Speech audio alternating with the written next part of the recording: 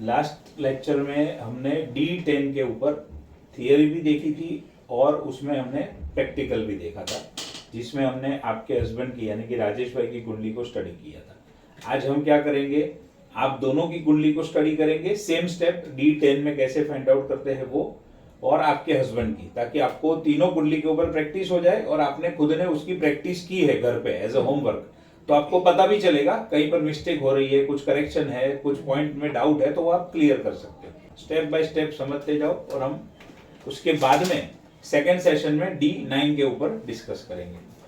तो सबसे पहले शुरू करते हैं कोमल मैडम की कुंडली से, जिसमें हम फाइंड आउट कर रहे हैं कि भाई उनके लिए कौन सा बिजनेस और प्रोफेशन सूटेबल है, फेवरेबल है, उनको कौन से प्रोफेशन में काम करना चाहिए। तो जैसे हम सभी कुंडली में करते हैं, सबसे पहले हम शुरू करेंगे D1 से। 10th हाउस में बैठा हुआ प्लैनेट, 10th हाउस किस चीज का है, हमारे कर्म का। तो सबसे पहले कर्म के स्थान में जो प्लैनेट बैठा है उसको देखो। तो D1 के अंदर कर्म स्थान के अंदर कौन सा प्लैनेट बैठा है, चलो बताओ। कोई नहीं है, प्लेसमेंट नहीं है कोई। प्लेसमेंट कोई नहीं है। प्लेसमेंट के बाद में हम क्या देखते हैं, Aspect. एस्पेक्ट देखते हैं। तो बोलो 10th हाउस के ऊपर किसका किसका एस्पेक्ट है, जुपिटर का है। जुपिटर का एस्पेक्ट है। तो जुपिटर के घर कौन से है, 7 और 10। 7 and 10। और किसका एस्पेक्ट है, जुपिटर के साथ में केतु है। नहीं नहीं, पहले 10th हाउस पे और किसी का एस्पेक्ट है वो चेक कर लो। नहीं है। हाँ, और कोई नहीं है, ठीक है। अब आते हैं, पहले हाउस हो गया, अब हाउस लॉर्ड। तो 10th हाउस का लॉर्ड अब कहां पर बैठा है वो चेक करेंगे। 10th हाउस का लॉर्ड जो कि जुपिटर है वो खुद बैठा है 6th में। तो जुपिटर के बाजू में मैंने 7 लिखा, 10 लिखा, और लॉर्ड बैठा है 6th में, तो मैंने 6th हाउस लिखा।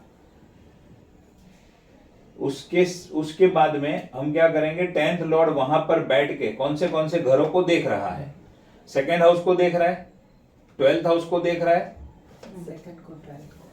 सेकंड को देख रहा है, 12th को देख रहा है, और 10th को भी देख रहा है, बट 10 हमने ऑलरेडी लिख दिया है।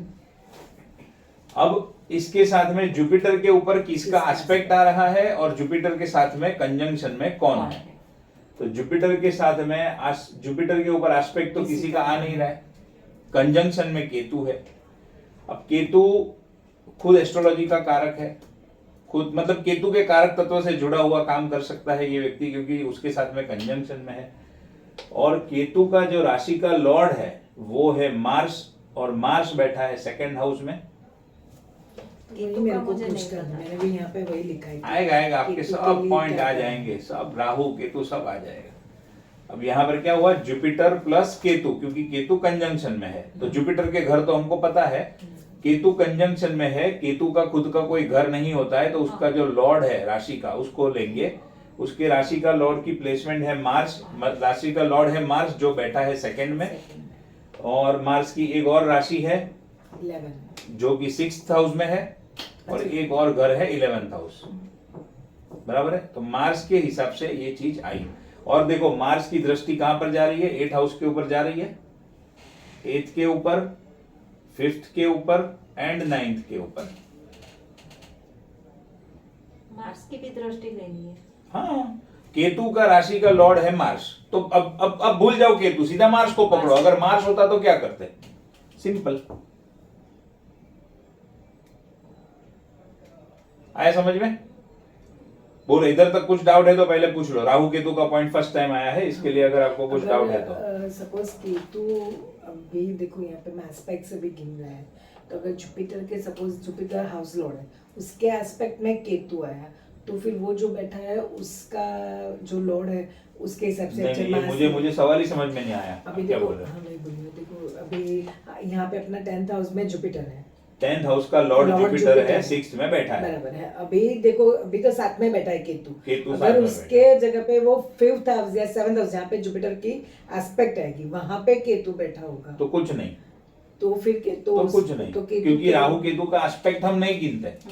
राहु केतु की दृष्टि, जुपिटर का एस्पेक्ट, हाँ, तो जुपिटर का एस्पेक्ट केतु पे जा रहा है, तो जब केतु की बात करेंगे तब उसको लेंगे। अगर जुपिटर, आपका जो कहने का मतलब है मैं समझ गया, केतु मान लो 10th हाउस में बैठा है, तो हमने 10th हाउस में केतु को पकड़ेंगे। अब केतु का वहां पर राशि का लॉर्ड है जुपिटर, तो जुपिटर के हिसाब से ही सब आ जाएगा। अच्छा। बस बात पूरी। बस अगर वहां पर कोई दूसरी राशि होती तो उसके राशि के लॉर्ड के हिसाब से आता। समझा। ठीक है, अब इसमें से मुझे इंपॉर्टेंट हाउस फाइंड आउट करने हैं, तो मैं कैसे कर सकता हूं? सबसे पहले तो 10th हाउस के ऊपर, 10th हाउस में कोई बैठा नहीं है, दृष्टि किसी की है नहीं, जुपिटर की खुद की है, अपने घर का ही लॉर्ड है। तो सीधा क्या करूंगा, इसमें से सबसे पावरफुल 6th हाउस को गिन रहा हूं मैं। बोलो कैसे? क्योंकि 10th हाउस का लॉर्ड है जुपिटर, वो खुद बैठा है 6th में, प्लेसमेंट के हिसाब से सबसे पावरफुल हो गया। समझ में आया? उसी तरीके से कंजंक्शन में है केतु, लेकिन केतु कंजंक्शन में है, उसके खुद के कोई घर है नहीं, तो जो उसका राशि का लॉर्ड है मंगल, उसके जो घर आएंगे वो इंपॉर्टेंट। उसमें भी जहां बैठा है वो, जो घर खाली है वो, 5 में तो शनि बैठा है और 9 खाली है। देखा, समझ में आया कैसे मैंने निकाला? जुपिटर खुद 6 में बैठा है, कंजंक्शन में केतु है, उसका लॉर्ड है मंगल, मंगल के पास है 2nd house, 11th house, 8th house, 5th house and 9th house. लेकिन 5th को भी क्यों छोड़ दिया? क्योंकि 5th में शनि बैठा है, तो जिसमें प्लैनेट बैठा है वो उसके घर का वो देखेगा, बट जहां पर प्लैनेट नहीं है वो और ज्यादा पावरफुल हो जाएंगे। तो अब इतने में से आपको इतना सॉर्ट करने के लिए मिल गया। यहां पर 12th हाउस आया है, 12th हाउस को इग्नोर नहीं करेंगे, हमेशा मैंने बोला है आपको 8 और 12 आ जाए तो उसको पहले ध्यान में रखना ही रखना है। तो एक ये 12th हाउस। अभी तो इसमें ऐसा नहीं, अभी आपने D1 का डायरेक्ट निकाला, हम लोग ने तो कैसे कहे, मैंने ये नहीं D1 D9 D10 करके बाद तो ये तो मैंने अभी इधर से अच्छा। थोड़ी टॉपिक पूरा हो गया है, ये भी D1 का समझ में आ गया। अब हम स्टेप 2 के ऊपर जाएंगे, जो है अपना D9 लेते हैं। चलो D9 कुंडली का समझ लो। D9 कुंडली आप कोई भी मैटर को चेक करने के लिए देख सकते हो। संतान है, शादी है, बिजनेस है, फिर व्हीकल लेना है, प्रॉपर्टी लेना है, कोई भी पर्पस के लिए D9 कुंडली को चेक कर सकते हो। बट ऐसा नहीं है मैरिज का देखना है तो D9 ही है, फिर मैरिज का D10 से नहीं देख सकते। बट D9 एक कुंडली ऐसी है जो हर एक पर्पस के लिए आप यूज कर सकते हो, उसके अंदर कोई आपको रिजल्ट में फर्क नहीं पड़ेगा। ऊपर से D9 ज्यादा डिटेल में है, क्योंकि आज हम 2 घंटे के बाद उसके बारे में पढ़ेंगे तो आपको और समझ में आ जाएगा। तो अब D9 के हिसाब से क्या पोजीशन है? 10th हाउस में कौन बैठा है? Saturn and Venus. सैटर्न बैठा है एंड वीनस बैठा है। सैटर्न के जो घर है, D9 में तो सैटर्न है, सॉरी ये D10 हाँ। है, sorry my mistake. Mars and Venus.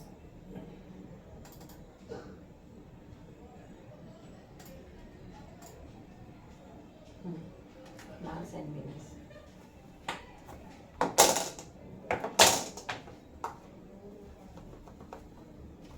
D9 में बैठा है मार्स एंड वीनस। मार्स के घर है 6 एंड 11 वीनस बार एंड बार। और वीनस के जो घर है वो है 5th एंड 12th। अब देखो, वीनस का कंप्लीट रिजल्ट गिनूं और मार्स का कंप्लीट रिजल्ट गिनूं तो मार्स की दृष्टियों को भी मैं यहां पर लिख सकता हूं। तो मार्स देख 6 में बैठ, मार्स का घर जो है 6 11, दृष्टि से 1st हाउस आएगा, 4th हाउस आएगा, 5th हाउस आएगा मार्स की, क्योंकि उसमें बैठा है तो मार्स रिश्ता बनाएगा ना उस चीजों से। आया समझ में क्या बोल रहा हूं? वो भी लास्ट टाइम आपने नहीं लिया था, तो वो भी लेना है। ले सकते हो, क्या स्टैंड ज्यादा में नहीं कंफ्यूजन लिखा है। ज्यादा कंफ्यूजन आपको नहीं करना है, तो आप इतने के ऊपर रहोगे तो चलेगा। बट मान लो कभी ऐसा हो जाए कि हाउसेज आपको समझ में नहीं आए, तो इस तरीके से भी ले सकते हो। क्यों? क्योंकि उसका पर्पस सिंपल है, प्लैनेट जिस घर में बैठा है उसके रिजल्ट देगा, और मंगल बैठा है तो मंगल अपने रिजल्ट 10th हाउस में डाल देगा। तो मंगल टोटल ये घर, ये कुंडली में कौन से घरों से कनेक्ट हो रहा है वो आप लिख सकते हो। आया समझ में? मंगल शुक्र हो गया, उसके बाद में 10th हाउस के ऊपर दृष्टि है किसी की? सैटर्न नहीं, हाँ है सैटर्न की 3rd। नहीं, 4th है। हाँ सॉरी 4th। किसी की दृष्टि नहीं है। नहीं किसी की दृष्टि नहीं है। और लॉर्ड जो है वो खुद बैठा है 5th हाउस में। 10th लॉर्ड जुपिटर बैठा है 5th में, वहां से बैठ के देख रहा है 1st हाउस को, 9th हाउस को, और जुपिटर का जो दूसरा राशि है वो है 7th हाउस में। क्लियर है?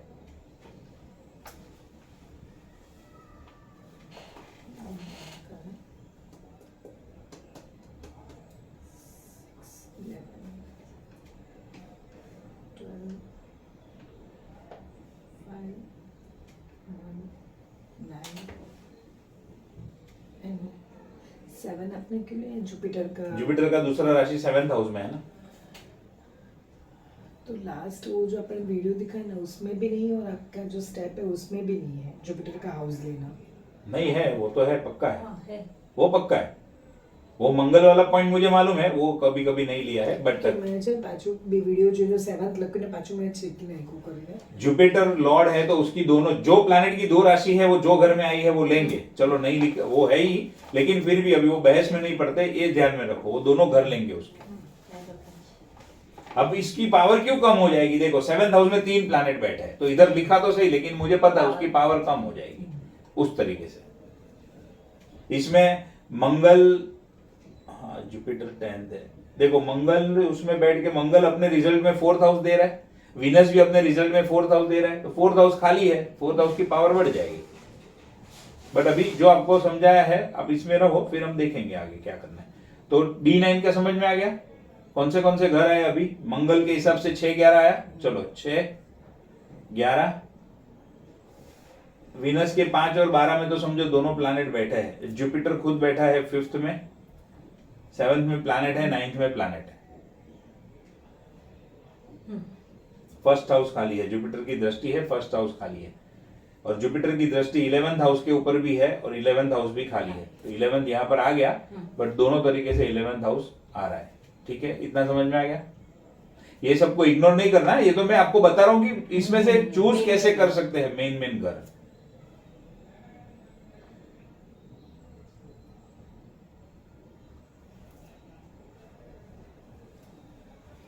अब आते हैं D10, ये प्राइम कुंडली, मोस्ट इंपॉर्टेंट कुंडली for business and profession.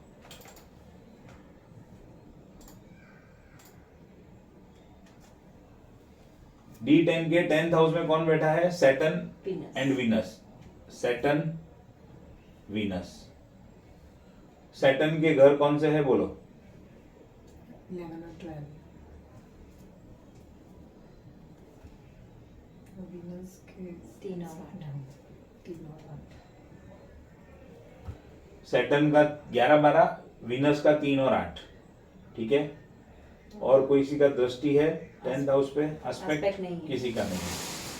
10th Lord कहां पर बैठा है? खुद जुपिटर 8 में। 10th लॉर्ड जुपिटर बैठा है 8 में। जुपिटर के उस पर एस्पेक्ट दृष्टि किसी की कुछ नहीं है,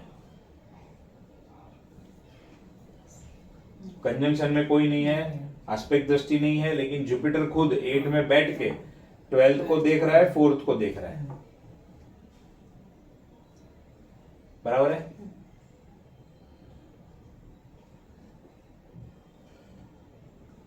सेकंड को भी देखेगा। हाँ वही ना। सेकंड को देखेगा और फर्स्ट में उसकी राशि है।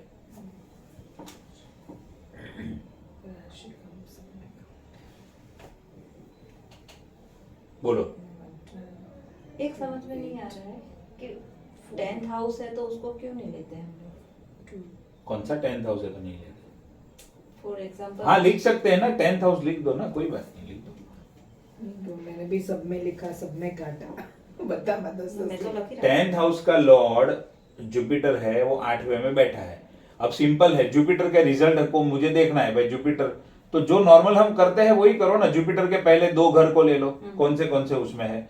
जुपिटर के 2 घर है, एक 1st हाउस में, 10th हाउस में। जुपिटर की दृष्टि खुद बैठा है 8 में, दृष्टि जा रही है 2nd पे, 4 पे, 12 पे।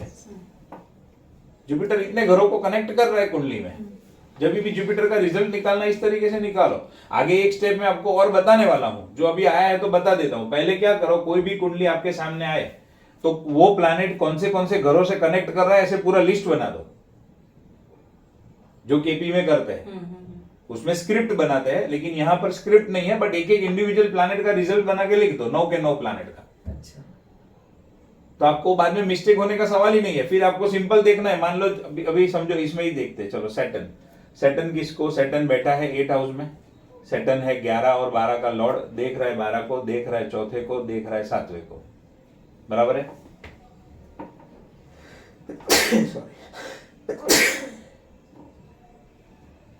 D10 में ना। हाँ D10 में एग्जाम्पल के लिए देख रहे हैं। अब मान लो जुपिटर सैटर्न कंजंक्शन में है, मैं सैटर्न 8 में लिखा 8 में बैठ नहीं 10th में बैठा 10 है। का मैसेज सॉरी। अब मान लो जुपिटर सैटर्न कंजंक्शन में है और मुझे ये जानना है कि जुपिटर की दशा में किसके रिजल्ट आएंगे। तो जुपिटर की दशा में जुपिटर के तो आएंगे ही आएंगे, साथ में शनि के सब रिजल्ट आएंगे। कंजक्शन में तो सीधा मुझे समझ में आ जाएगा 10, 11, 12, 4, 7 के रिजल्ट आएंगे। इसमें से पावरफुल कौन? जो घर खाली है वो पावरफुल, जो भरा हुआ है उसको थोड़ा कम प्रायोरिटी देंगे, इग्नोर नहीं करेंगे, वर्ड ध्यान में रखना, कम प्रायोरिटी देंगे। उसी तरीके से शनि का टाइम पीरियड आएगा तो कौन से रिजल्ट आएंगे? शनि के तो आएंगे लेकिन जुपिटर के भी आएंगे। अब इसमें फर्क क्या पड़ा?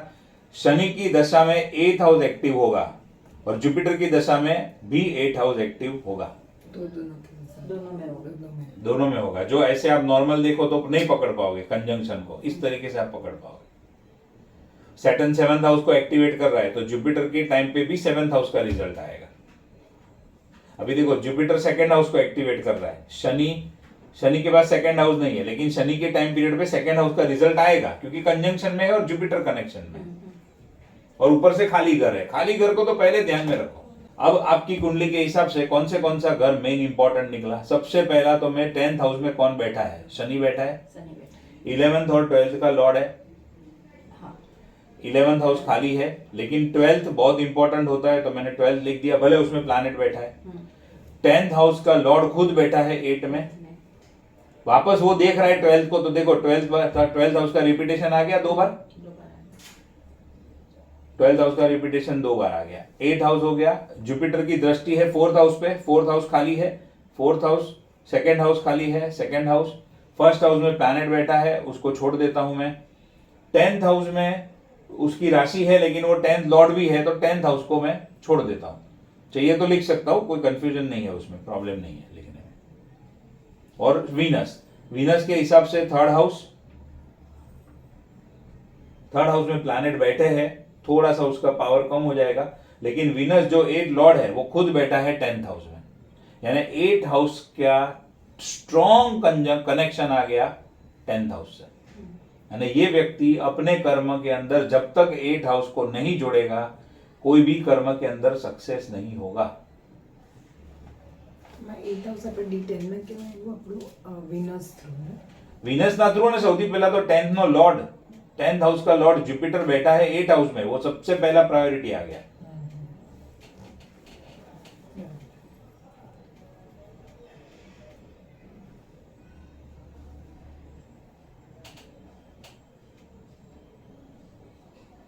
अभी इसमें तो अभी आपको इतना समझ में आ गया। अगर आपको मुझे बोलो आपका क्लियर हो गया, आप क्या देख रहे हो उधर? वो ना राशि परिवर्तन का देख रहे चेक कर लो आराम से चेक कर लो। क्योंकि मैंने इसमें लिखा है D10 में પણ રાશि પરિવર્તન હા રાશि પરિવર્તન છે પણ હવે એ તો એનો પોઈન્ટ અહીંયામાં આવી ગયો છે। હા એટલે મેં કહું Jupiter- મેં લખ્યું હતું કે સપોઝ अलग આમાં આવી ગયા છે जुपिटर बैठा है वीनस की राशि में, वीनस बैठा है जुपिटर की राशि में, इसके એટલે अंदर આવી- आ गया, नहीं आया तो लेंगे તો બે હાઉસ લેવાના ને એટલે डेफिनेटली। वो फंडामेंटल रूल है, वो मैं नहीं भी कराऊं ना, मेरी गलती से मेरी मिस्टेक से रह भी जाए तो भी आपको लेना है क्योंकि वो फंडामेंटल रूल है, आपको बता दिया है कि कौन से रिजल्ट आएंगे। मतलब राशि परिवर्तन है तो वो जो घर में बैठे हैं वो हाउस 10th हाउस का लॉर्ड 8 में बैठा है, 8 का लॉर्ड 10th में बैठा है, तो राशि परिवर्तन हो गया तो दोनों के घरों को लेंगे ऐसे। वो जहाँ बैठे हैं वही हाउस, नहीं, ठीक, उनके विनस जो नहीं। घर है वो भी लेंगे।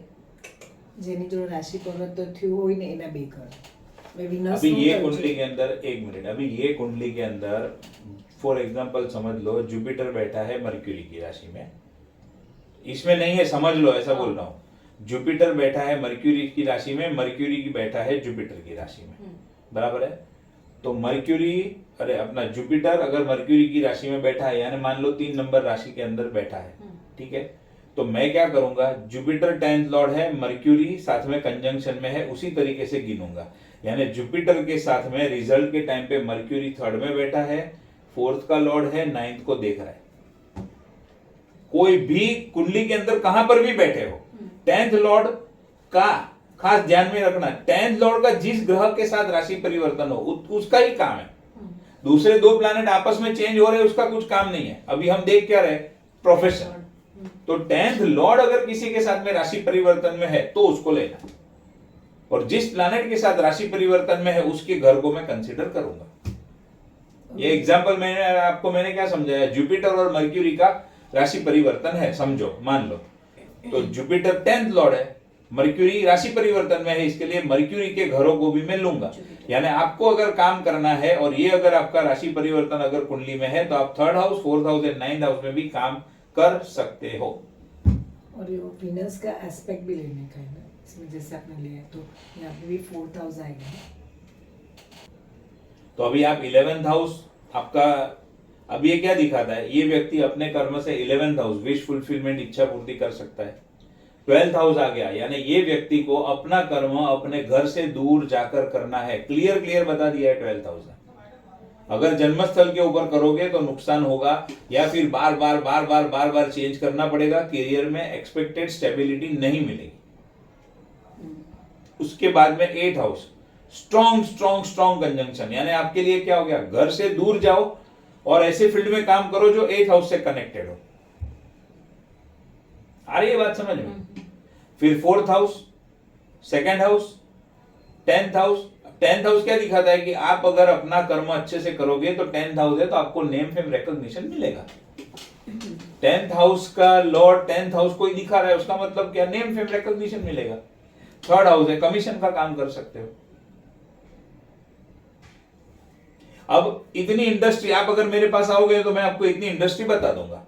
और सबसे पहले क्या बोलूंगा, मैडम एक तो सबसे पहले घर से दूर जाकर काम करो, या अगर घर पे रहते हो तो foreign country, foreign company, multinational company, या फिर इंडिया के अंदर, मान लो आप गुजरात में हो तो इंडिया के अंदर आप महाराष्ट्र में, दिल्ली में, चेन्नई में, उस जगह पे काम करो या वहां के क्लाइंट से डील करो। पहला पॉइंट ये हो गया।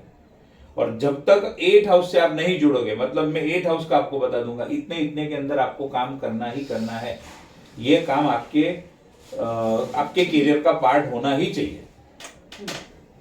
और खास करके जब 8th हाउस आता है, ऐसा स्ट्रॉन्ग कनेक्शन, ऐसे व्यक्तियों को अपने खुद के पैसे को इन्वेस्ट करके कोई बिजनेस नहीं करना है, कोई काम नहीं करना है। 8th हाउस क्या है, दूसरों का पैसा है। तो जब दूसरों का पैसा जिसमें किसमें इन्वेस्टमेंट करना हो वैसा काम आप कर सकते हो।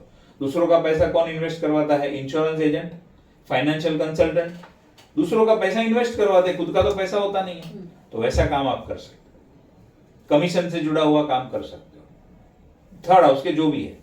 बट 8th हाउस का रोल आना चाहिए। कमीशन का काम करो, रियल एस्टेट में कमीशन का काम करो, 8th हाउस एक्टिव नहीं है, पैसा फंसेगा। आई बात समझ में? कमीशन का काम करो, इंश्योरेंस का करोगे, गाड़ी चलेगी। अब ये मैंने क्या कर दिया, इंडस्ट्री फाइंड आउट कर दिया आपको। अब सेकंड क्वेश्चन क्या आएगा, इंडस्ट्री तो आपने बता दी सर, वो तो बराबर है। अब उसमें जॉब करो, बिजनेस करो, ट्रेडिंग करो, क्या करो?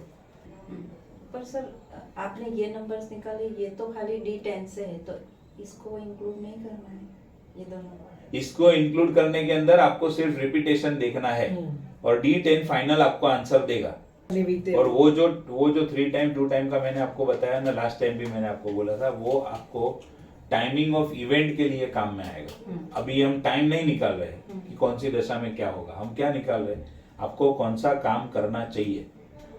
तो कौन सा काम करना चाहिए, उसमें जो इंडस्ट्री रिपीट हो रही है वो कर सकते हो, नहीं तो D10 को पकड़ के बैठ जाओ शांति से, तो भी आपको क्लियर पिक्चर मिल जाएगा। क्योंकि ये कुंडली ही बिजनेस एंड प्रोफेशन की है, फिर उसके अंदर दूसरा कुछ देखने की जरूरत नहीं है। इसमें 9th का कनेक्शन तो है नहीं, और मैं तो 9th मतलब कंसल्टेशन से। अभी मैंने आपको क्या बोला, ये हमने निकाला। अब हम देखेंगे जॉब करना अच्छा है, कंसल्टेशन करना अच्छा है, कि क्या करना अच्छा है, उसके अंदर फिर ये स्टेप आएगा। तो अभी हम आगे देखते हैं 6th हाउस। सबसे पहले जॉब का देखते हैं। 6th हाउस की क्या पोजीशन है कुंडली के अंदर? 6th हाउस खाली है, कोई बेनिफिक देख रहा है, देखो मून बेनिफिक उसको देख रहा है, बाकी दूसरा किसी का कोई एस्पेक्ट नहीं है, कुछ नहीं है। तो नॉर्मली आप क्या बोलोगे, 6th हाउस कैसा है? अच्छा है। अच्छा है। फिर खुद का बिजनेस करना है, 7th हाउस। अब 7th हाउस मतलब इंडिपेंडेंट बिजनेस।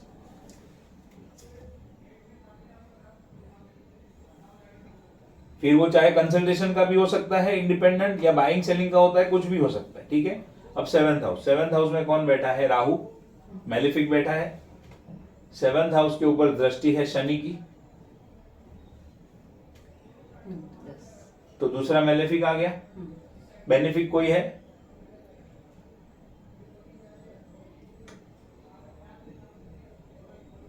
बेनिफिक कोई नहीं है, तो 7th हाउस थोड़ा डाउन हो गया।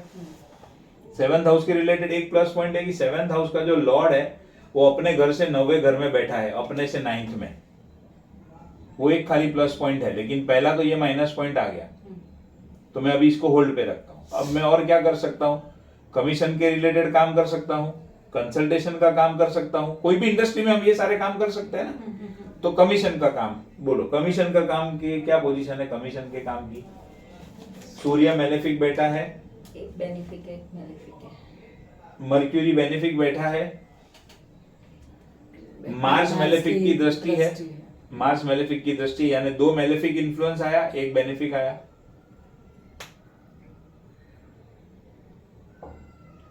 बस। और उसका जो लॉर्ड है वो अपने से 8वें में बैठा है। 3rd हाउस का लॉर्ड वीनस है, वो अपने घर से 8वें पोजीशन में बैठा है। चेक करो, तो 2 मेलेफिक, एक बेनिफिक और अपने घर से 8वीं पोजीशन में। कैसे गिनोगी इसको? नहीं अच्छा, because the last हाँ। अब 9th हाउस कंसल्टेशन पे आओ। 9th हाउस का लॉर्ड 9th में बैठा है। क्या किया उसने? घर को मजबूत कर दिया।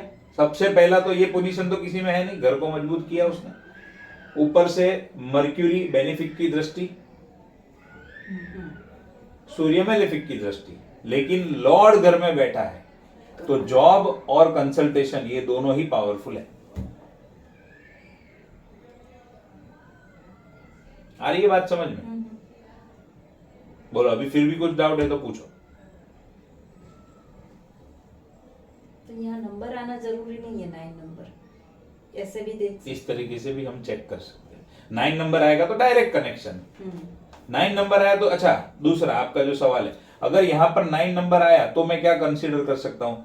Higher education, higher teaching, counselling, consultation, industries में आ गया हूँ। हाँ, तो डायरेक्ट आ गया कनेक्शन। लेकिन मुझे डायरेक्ट कनेक्शन नहीं मिला, फिर भी प्रश्न तो ये रहेगा ना। अभी मैंने क्या निकाला है? इंडस्ट्री निकाली, 4th हाउस की इंडस्ट्री मैंने निकाली। अब इंडस्ट्री के अंदर अब आप मुझे बोलोगे कि मुझे ये 4th हाउस में काम करना है। 4th हाउस में प्रॉपर्टी है, वास्तु भूल जाओ, प्रॉपर्टी है, तो मैं क्या करूं? तो मैं क्या करूंगा? आपको क्या बोलूंगा? प्रॉपर्टी में काम करो, लेकिन या तो प्रॉपर्टी में जॉब करो या फिर प्रॉपर्टी कंसल्टेंट बनो। उसमें अपना कमीशन का या अपना प्रॉपर्टी बाइंग सेलिंग का काम मत करो। सीधा सीधा दिख रहा है। 8 हाउस का कैसे बैलेंस होगा सर? हाउस में काम करना है और उसमें 8 को बैलेंस करना है। हाँ, ऐसा ओके। 4th में काम करना है और 8 को बैलेंस करना है, तो 8th हाउस किस चीज का है? पीड़ा का। तो बहुत सारी प्रॉपर्टीज ऐसी होती है जो लोग डिस्ट्रेस प्रॉपर्टी जिसको बोलते हैं, कोई ना कोई व्यक्ति तकलीफ में आ गया, पीड़ा में आ गया और उसको प्रॉपर्टी बेचनी है, तो हम उसको क्या कहेंगे? आप प्रॉपर्टी का काम करो, लेकिन ऐसी प्रॉपर्टी में डील करो जो डिस्ट्रेस प्रॉपर्टी हो, क्योंकि पीड़ा का कनेक्शन उसके इंडस्ट्री में आना चाहिए। आ रही है बात समझ में? तो वैसे 8th हाउस बैलेंस होगा। वो 8th हाउस बैलेंसेस लेकर। दूसरा, एक मिनट, प्रॉपर्टी इंश्योरेंस कर सकते हैं। 4th हाउस प्रॉपर्टी का है, 8th हाउस इंश्योरेंस का है। प्रॉपर्टी के फील्ड में काम करो, लेकिन प्रॉपर्टी इंश्योरेंस का काम करो। प्रॉपर्टी का काम करो, लेकिन डिस्ट्रेस प्रॉपर्टी में काम करो। फ्रेश प्रॉपर्टी में नहीं पड़ना है। ऑक्शन वाली प्रॉपर्टी होती है, नुकसान करके किसने बेच दिया, किसका पैसा फंस गया है, अब प्रॉपर्टी बेचनी है, वैसी प्रॉपर्टी में डील करो। और अगर मान लो 2nd हाउस फैमिली बिजनेस का है, फैमिली का इंश्योरेंस है, दूर दूर कोई नाता नहीं है, तो स्ट्रेट अवे में बोलूंगा आपकी इच्छा नहीं चलेगी, 2nd हाउस में मत जाओ, मतलब फैमिली बिजनेस में मत जाओ, आप इंश्योरेंस में जाओ या आप 8th हाउस में जाओ। समझे? फिर जाना नहीं जाना उसकी चॉइस है। हमने लास्ट टाइम भी मैंने आपको बताया था, हमारा काम क्या है उसको बता देना।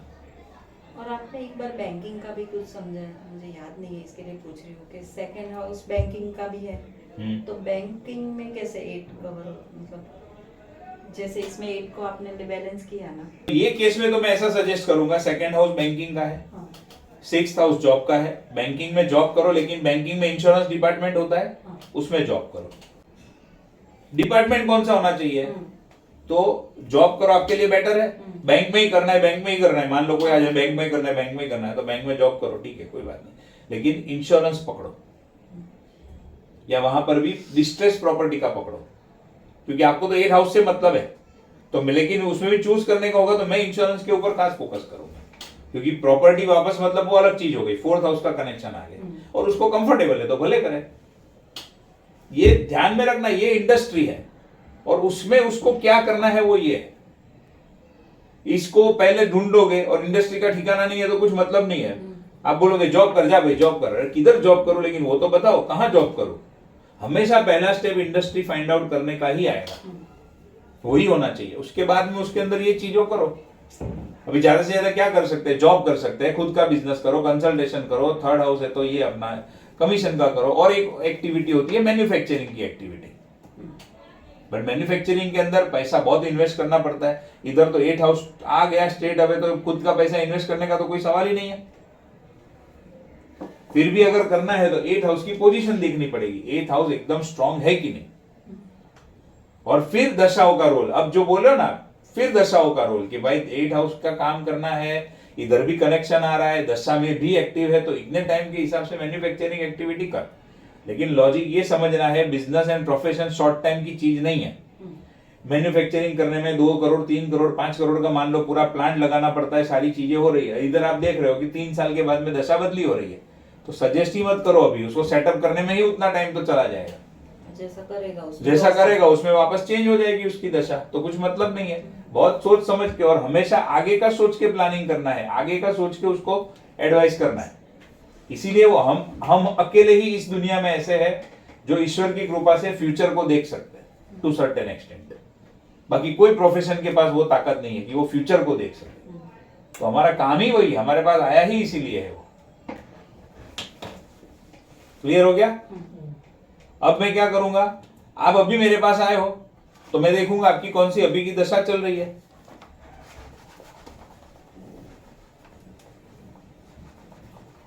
बहुत बार क्लाइंट है ना, उनको जो आंसर चाहिए वो आपके मुंह से बुलवाने की कोशिश करते रहेंगे। हमारा जो आंसर है ना वो फिक्स होना चाहिए, मेरा ये है, आपको करना है करो, नहीं करना है मत करो, वो आपकी चॉइस है। नहीं लेकिन मेरे पापा का बिजनेस ऐसा है ना, नहीं लेकिन आप सब बोल रहे लेकिन मेरे पापा का बिजनेस, तो भैया पापा के पास जा, मैं क्या करूं। ओनली ना बोल रही है, जाना है तो जा, तेरी इच्छा, मेरा कुछ नहीं है उसमें। फिर ये भी एक है जो लास्ट टाइम आपको बताया था कि अभी हमने तो बोला 8 हाउस के अंदर काम करो, लेकिन उसका 8 हाउस का कोई बैकग्राउंड ही नहीं है, तो वो व्यक्ति रेडी होना चाहिए। जैसे मेरा जब मैं 8 हाउस के अंदर आया वो टाइम पे तो किसने मुझे बताया नहीं था, बट मैंने इंश्योरेंस का लर्निंग किया, इंश्योरेंस को सीखा पूरा सब्जेक्ट, फिर उसमें काम किया। उसी तरीके से एस्ट्रोलॉजी में आया तो मैंने पूरा सब्जेक्ट सीखा। Then person has to be willing, उसकी इच्छा होनी चाहिए सीखने की और करने की। वो नहीं है तो क्या करेंगे, कुछ नहीं करेंगे, मैटर खत्म हो गया। अभी हम मंगल की दशा को एनालिसिस करते हैं, दशा लगन नहीं है, मैं क्या बोल रहा हूं, मंगल की दशा को एनालिसिस करते हैं कि मंगल की दशा में आपके कौन से घर एक्टिव हो रहे हैं। ठीक है, क्यों ऐसे देख रहे हो? वो दशा लग्न कुंडली नहीं बनानी। अरे उसके बाद का स्टेप है, मेरे पास बहुत सारे तरीके हैं। आपके पास स्टेप है, पर यहाँ हम मैं जो बता रहा हूँ आएगा आएगा आएगा, अभी शांति से सुन। इसीलिए मैंने वो घुसा है इसके अंदर बीच में कि ऐसे भी स्टडी होता है। दशा लगन देखो, दशा लगन किस में हेल्प करेगा कि मंगल की दशा में मुझे क्या करना, लेकिन मुझे ओवरऑल ये देखना है कि मंगल की दशा मेरे लिए क्या लेकर आ रही है। दोनों का मीनिंग एक ही है। नहीं, मीनिंग एक नहीं होगा, उसके अंदर मंगल लगन में आ जाएगा। देखो आपको सिंपल बताता हूं, यहां से अगर मैं मंगल को एनालिसिस करता हूं, 2nd हाउस में बैठा है, 8 को देख रहा है, 5th को देख रहा है, 9th को देख रहा है, और 11th का लॉर्ड है। कौन सी देखती हूँ? कुंडली का जो यही कुंडली का देखो अभी। नहीं D10 जोनो D1 दशा शब्द आया, महादशा मतलब D1 चलो 10 માં ગોરે को 10 માં જોઉં છું તો सेकंड में बैठा છે। क्या फर्क पड़ेगा अभी आपको समझ में आएगा।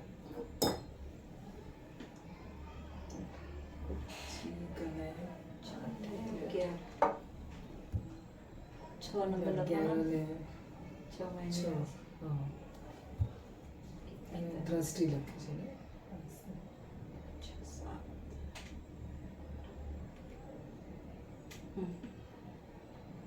वो कंजंक्शन अभी सब भूल जाओ, खाली इतना पकड़ो, मंगल के घर। अब वही मैं अगर दशा लगन बनाता हूं, दशा लगन में चेंज हो जाएगा। First house, 10th house, 7th house, 8th house, 4th house, 5th house. अंदर जर लग नाही होत्या करेच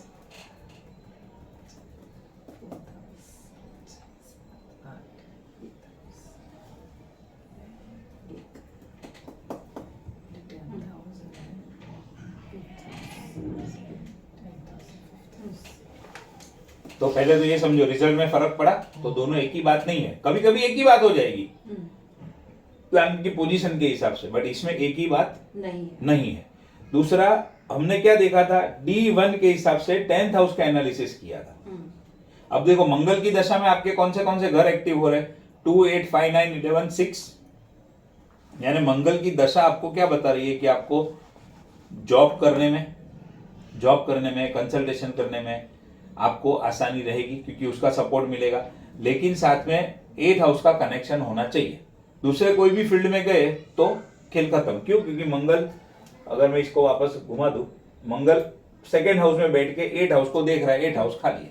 अच्छा, 9th हाउस कंसल्टेशन का भी है, तो 9th हाउस लर्निंग का भी है। तो मंगल की दशा में ये सारे घर आपके एक्टिव है। साथ में कंजंक्शन में है वीनस। अभी मंगल को पकड़ना है तो सारे घर को लेना पड़ेगा। कंजंक्शन में है वीनस। वीनस जो लॉर्ड है वो है 5th का, 12th का, एंड वीनस 8 को देख रहा है। 8 हाउस चलो लिख दिया। क्लियर हो गई बात? मंगल के ऊपर दृष्टि है जुपिटर की। जुपिटर लॉर्ड है 7th का, 12th का, और जुपिटर के घर कौन से है? 10, 2nd को भी देख रहा है।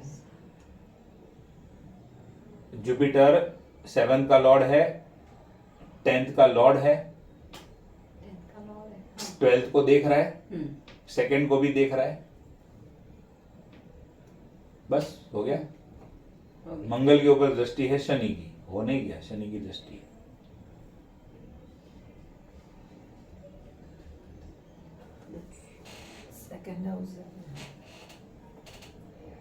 शनि 8, 9, 11 और जुपिटर 6ठे में बैठा है, शनि 5वें में बैठा है। 7।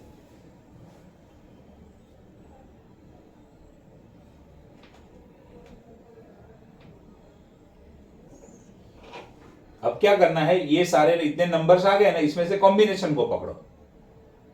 भाई आपकी इच्छा है पढ़ाई करने की, इच्छा है, पढ़ाई के नंबर कौन से? लर्निंग के, हायर एजुकेशन के 2, 9 और 11 या 4, 9, 11। ठीक है, 9, 11 आ रहा है, 9, 11 आ रहा है, 9, 11 आ रहा है। पढ़ाई करो, पढ़ाई हो सकती है, मजा करो। आ रही है बात समझ में? आप सिखाते तो बहुत सिंपल लगता है। सिंपल ही है वो तो, जितना प्रैक्टिस करोगे उतना सिंपल हो जाएगा। अच्छा, मंगल की दशा में जॉब के अंदर क्या पोजीशन रहेगी? जॉब के लिए अच्छा नंबर, कैरियर के लिए अच्छा नंबर कौन सा? 2, 6, 10, 11। 2 है, 6 है, 10 है, 11 है। मंगल डायरेक्ट भी 11 को दे रहा है, दृष्टि से भी 11 आ रहा है। अब फिर इसमें क्या ऐड करोगे? फ्रेंडशिप एनिमिटी ऐड करोगे। वो जितना डिटेल में जाना है उतना जा सकते हो। अभी घर तो दिख रहा है 2, 6, 10, 11। अच्छा, साथ में देखो नेगेटिव नंबर कौन से? 5, 8 और 12। तो 5 भी है, 8 भी है, 12 भी है। दैट मीन्स पैसा आएगा, पैसा जाएगा। अगर खाली 5, 8, 12 ना हो और 2, 6, 10, 11 हो तो अच्छा सेविंग रहेगा, पैसे के फ्लो बना रहेगा। इसमें फ्लो बना रहेगा, लेकिन 5, 8, 12 है तो खर्चा भी होता रहेगा। ये पूरी मंगल की दशा का एनालिसिस इस तरीके से होता है। अभी अपना ओरिजिनल पॉइंट कि भाई मंगल की महादशा में क्या करना अभी बेनिफिशियल है, तो बनाया दशा लगन कुंडली। मंगल की दशा लगन कुंडली, उसमें 10th लॉर्ड कौन बना? मंगल। तो मंगल के घर कौन से बैठा है? 1st हाउस में, 5 को रूल कर रहा है, 5th, 10th, दृष्टि है 4 पे, 7 पे, 8 पे। ठीक है, कंजंक्शन में है वीनस। 11 और 7। वीनस 4 और 11, लॉर्ड है 4 का और 11 का। दृष्टि से और क्या ठीक है, दृष्टि है जुपिटर की 6 एंड 9। आ रहा है समझ में? हाँ हाँ। तो मंगल में ऐसे ही कंसल्टेशन नहीं हुआ आपका, इधर से आया, समझ रहे बात को? और जॉब भी चालू है क्योंकि मंगल के ऊपर जुपिटर की दृष्टि है, वैसे ही मंगल के ऊपर शनि की भी दृष्टि है। मैंने ये पॉइंट लिया ही नहीं है, मंगल के मतलब जो लॉर्ड है उसके ऊपर जिसकी वो तो फंडामेंटल पॉइंट है। अब वो कोई भी कुंडली स्टडी करो, वो पॉइंट लेना ही लेना है आपको। एस्पेक्ट एंड कंजंक्शन को दिमाग में बिठा लो, छोड़ना ही नहीं है उसको। लॉर्ड की भी दृष्टि लेनी, मतलब मार्स लॉर्ड है। हाँ हाँ, तो रिजल्ट देगा कि नहीं? हाँ। देखो आज जो मैंने आपको समझाया ना, वो ध्यान रखो। कोई भी प्लैनेट कौन सा रिजल्ट देगा, चाहे वो दशा लगन है, कुछ भी है। मंगल की बात अगर मैं करूं तो मंगल यहाँ पर जहां बैठा है उसका रिजल्ट देगा तो फर्स्ट हाउस। उसकी जो लॉर्डशिप है उसका, तो लॉर्डशिप के हिसाब से उसके पास है 5th एंड 10 और दूसरी दृष्टि 4, 7 और 8। हाँ, मतलब मंगल को भी जो देख रहा है उसके पे लेना है, वो नहीं मानना। मंगल को जो देख रहा है, नहीं, मंगल जिसको देख रहा है ये हमने लिया अभी, ये लिया बराबर। और जो मंगल को देख रहा है, हाँ। क्योंकि एस्पेक्ट एंड कंजंक्शन से रिजल्ट तो आएगा ना भाई। वो मैंने नहीं लिया है। हाँ, कोई भी प्लैनेट कौन से रिजल्ट देगा? एक तो खुद के घरों का देगा, दूसरा जो प्लैनेट उसके साथ में कंजंक्शन में बैठा है वो भी उसके साथ आ जाएगा, जो उसके ऊपर देख रहा है वो भी उसका रिजल्ट लेकर आ जाएगा। फर्क क्या पड़ेगा, अच्छा की बुरा, उसके लिए फ्रेंडशिप एनिमिटी।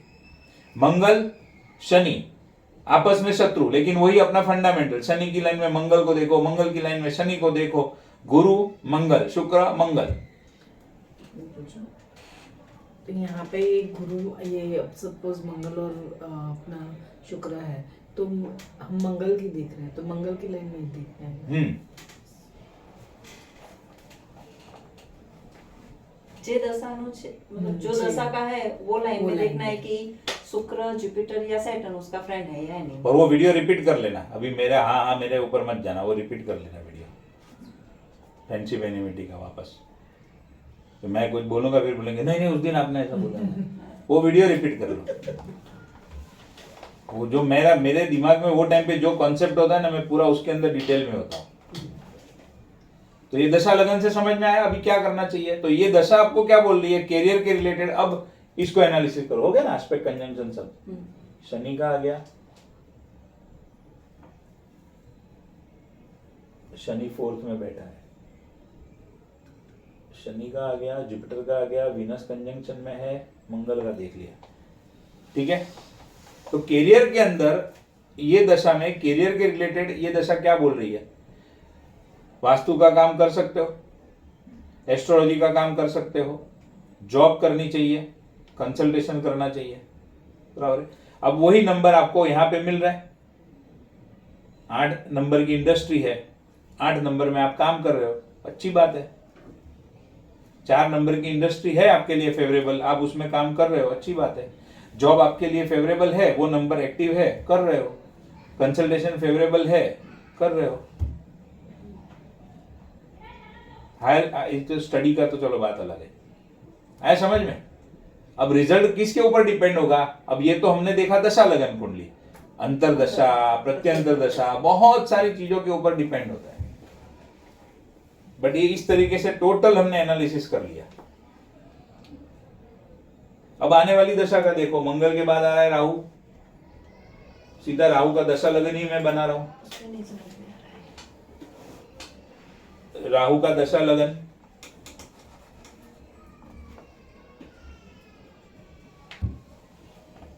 राहु के दशा लगन कुंडली में 10th लॉर्ड बन गया शनि, ठीक है। शनि खुद बैठा है 6ठे में, लॉर्ड है 9 का, 10 का, देख रहा है 12वें को और देख रहा है तीसरे को। चलो इसमें कुछ डाउट है, पहले देख लो।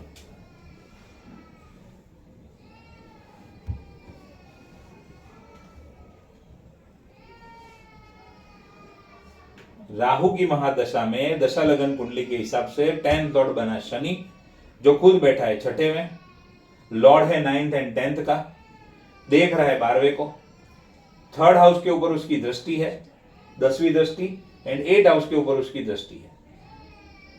ठीक है।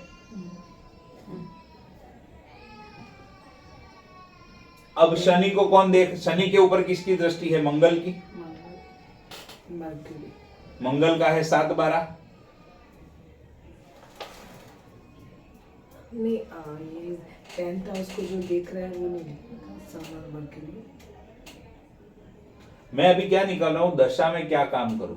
अच्छा, सन एंड मर्क्यूरी 10th हाउस के ऊपर देख रहे हो, चलो लिख लो ना, कोई बात नहीं। सूर्य भी देख रहा है।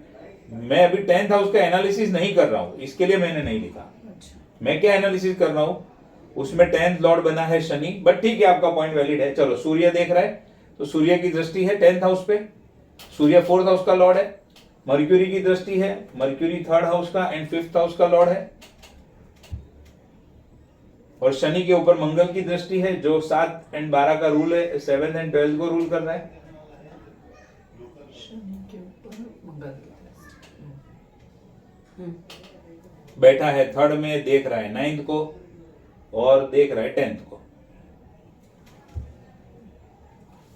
बराबर है। अब मुझे पावरफुल हाउसेस पकड़ने हैं, तो कौन से पकड़ूंगा? पहले तो जिसकी दृष्टि है, सूर्य एंड बुध की दृष्टि है 4th हाउस के ऊपर। सूर्य का 4th हाउस, बुध का 3rd हाउस, इसका 5th हाउस। लॉर्ड खुद बैठा है, छठे में बैठा है, और उसके खाली घर को पकड़ लो। 12वां घर खाली है, 9वां घर खाली है,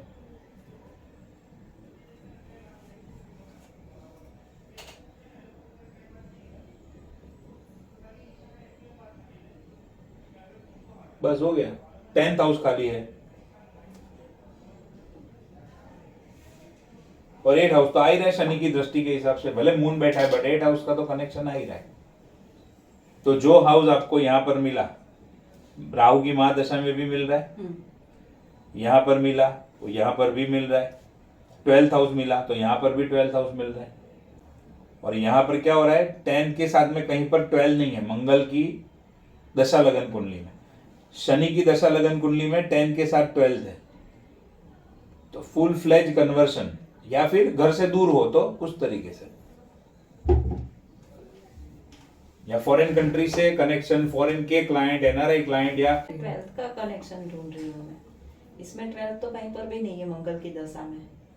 अभी मैं घर से दूर हूँ, तो वो कैसे? अरे तो वो तो उसके लिए, वही तो आपको बताया था, उसके लिए आपको मंगल की ओरिजिनल दशा को देखना पड़ेगा। मंगल की ओरिजिनल दशा, ओरिजिनल कुंडली देखो, ये ओरिजिनल दशा, उसके साथ में कंजंक्शन में है ना, वीनस 12th लॉर्ड है।